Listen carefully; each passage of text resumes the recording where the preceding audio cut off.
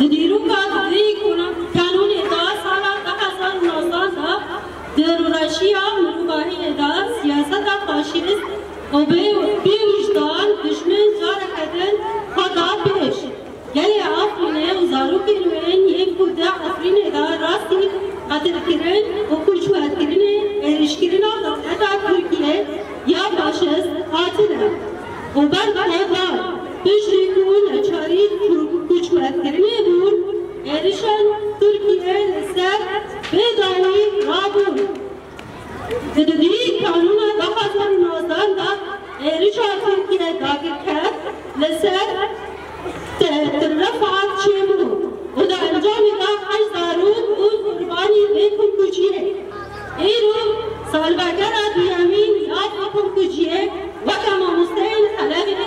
دبرشين أن بيكم كوشيه شرمزات دكين أن همو إرشين دولتاتون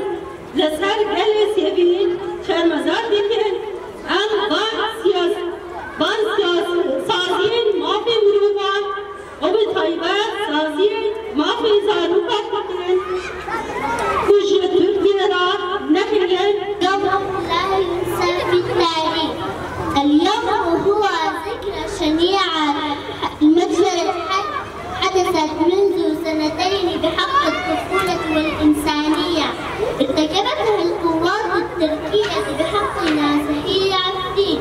في تل رفعت الثاني من شهر كانون الأول في عام 2019 يوم ماطر بدموع الأهالي حيث قامت المجموعات الموالية لتركيا بقصف الخزائن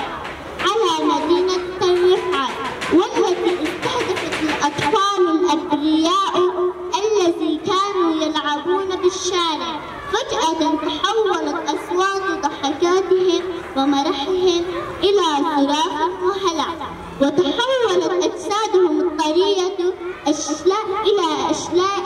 حيث ذهب ضحية هذه المجزرة المروعة 8 أطفال أكبرهم عمرهم 14 عام. ألم يكتفي الاحتلال التركي في سفك الدماء في عفرين المحتلة،